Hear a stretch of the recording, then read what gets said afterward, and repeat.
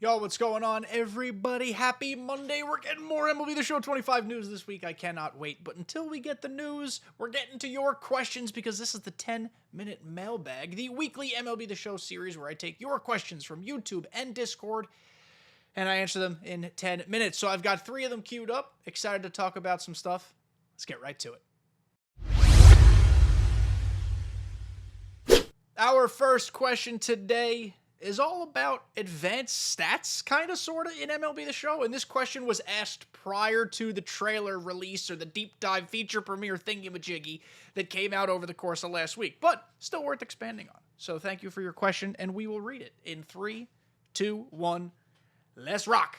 Well, 32 says, or asks, being that they can track all of our hitting data already within Diamond Dynasty, and some of it we can see, like stats, do you feel they could make a hot or cold area to show us the tendencies of the player and where they are successful or where they struggle?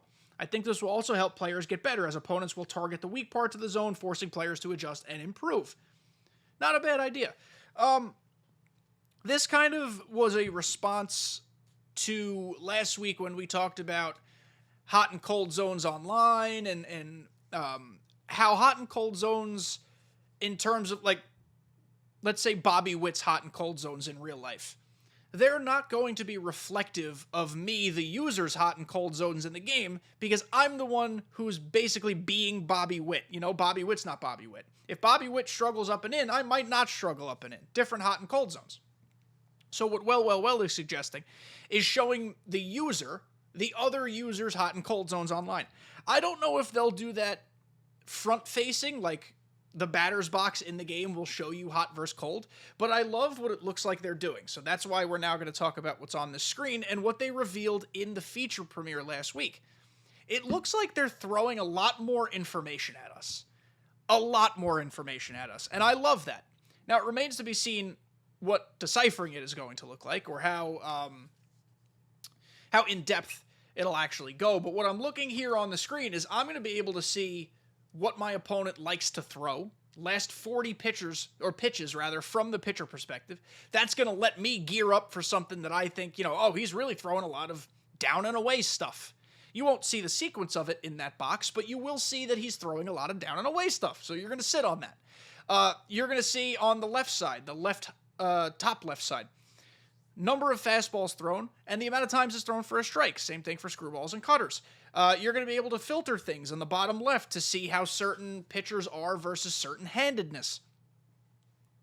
It remains to be seen what else is going to be available here. Will we see hot or cold zones?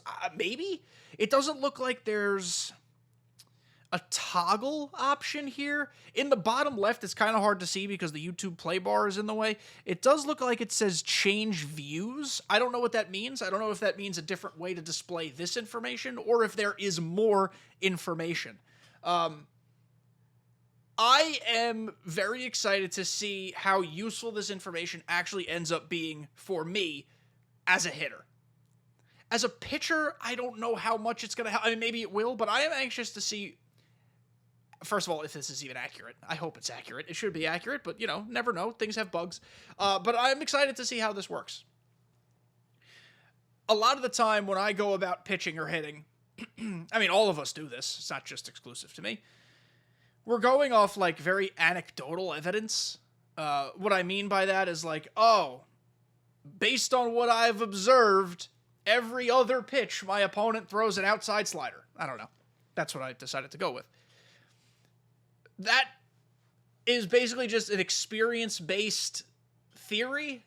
Now I'll be able to see for sure, hopefully. Like, versus lefties, yeah, every pitch is inside to start. Or, like, you could tell that yourself without stats, but this is going to be, like, hard and true, no mistakes. This is what's happening. So I kind of think that's interesting. I don't know. I have thoughts, like, positively about it. Like I've said, like, I think it's cool, but I also am hopeful it's not, like, something that could be abused. I mean, when you think about how baseball works at a major league level, in real life, all this stuff is available. They have literal iPads in the dugout. So if they're trying to mirror what's available to them real life, I suppose they've done so. But I'm anxious to see how this works and what the menus look like.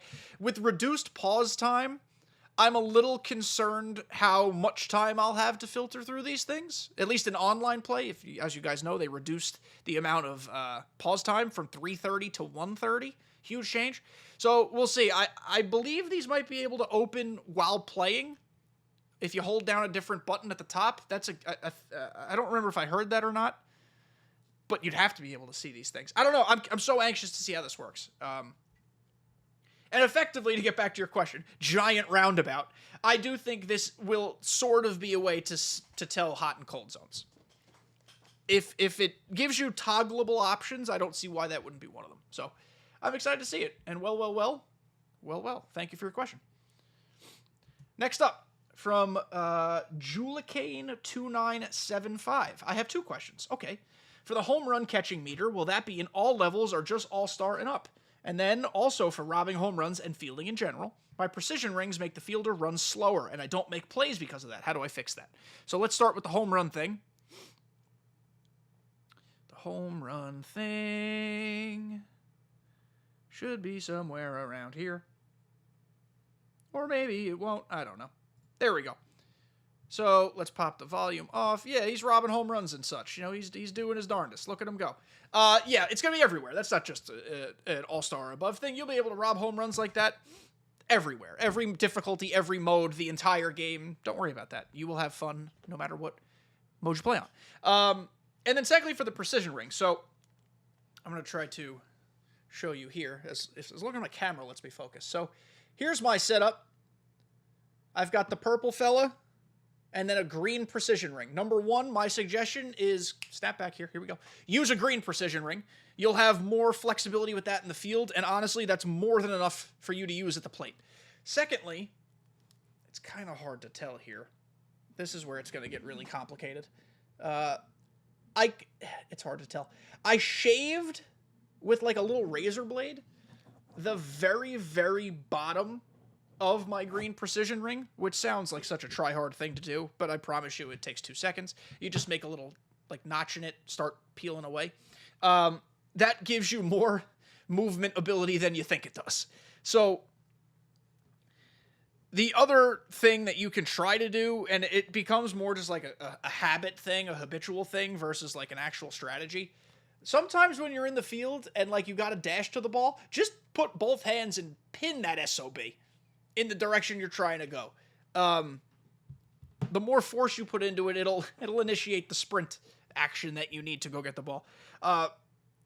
The first time I used precision rings, I had the same problem you're encountering. It was something I had to get used to, and you do get used to it, but also you learn the workarounds. The shaving a little bit of the bottom of the green precision ring, and just literally putting all of your force into your analog stick without breaking it, and you'll be able to go get the ball, I promise. So I hope that helps. Let me know.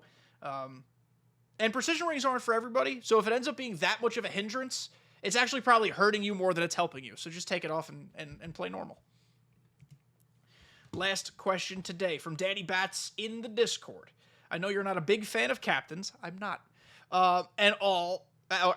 But with sets and seasons gone, do you think they will still be implementing captain cards in MLB 25? Yes. Captains are not going anywhere. Especially because they had said that in Season 4 of MLB The Show, this is a sign of things to come. This is how the game is going to play. And captains were overpowered. I hope that's not what's happening in MLB The Show 25. But there was clearly an emphasis on team building and theme teams, and they were really, really encouraging us to use captains. Almost to the point where if you're not using them, you're at a pretty severe disadvantage. So I would say captains will be back. What I'm hoping for is more flexibility in captains. One of the biggest issues that we've had as a community talking about captains is how they prevent you from using, like, the best version, sorry, this is my face, I meant to go here, of a player. So let's go to my inventory, my players, and series. Let's go captain. Actually, no. Let's go. I know where I want to go. I should have just gone the other direction. 2024 postseason. Freddie Freeman. This is the example that I hope sets a precedent moving forward. Freddie Freeman was a normal postseason card that was juiced to the gills. Sadness as a Yankee fan. But he also had captain abilities. This was the best version of Freddie Freeman possible, and it made his friends better. I'm not saying I want every captain to be built like Freddie Freeman. This was an extenuating circumstance. This was a postseason hero MVP card. Like, it made sense to do this. But I want regular cards. This is not a Captain Series card. If you look in the top left, this is a 2024 postseason series card. I want captains to be normal cards that also have captain abilities. Maybe there's a way, like, on the card art to put a giant C, like you get a C patch on your jersey if you're a captain. Maybe you could put a C patch on the card. That'd be kind of neat just to, like, signify this is also a captain. But I don't think captains are going anywhere. And, you know, I've made it pretty clear I don't like captains. I'd rather the game just operate on its own, let cards be the cards they are. But a lot of people seem to like captains, and I think I'm in the minority on it, so I'll fall in line with everybody else. So I think captains will be back. I think there will be some sort of emphasis on them, and I just pray they're built like this. Another mailbag in the books. So excited for all the stuff that's coming out this week. Another feature deep dive on Tuesday, a feature premiere on Thursday. You've got videos from me coming today, tomorrow, a recap of the deep dive, a Thursday video, a recap of the feature premiere for Friday. Videos aplenty. They're coming. Also, we are less than 100 subscribers on this YouTube channel away from 5,000. If you're new here, or if you're one of those people, who I love still, who come here, watch, and don't subscribe, and you've done it a few times, just hit the subscribe button. 5,000 subscribers. Never thought I'd get there. We're this close. Let's hit it this week. Thank you guys for making it to the end. I love you. See you next time.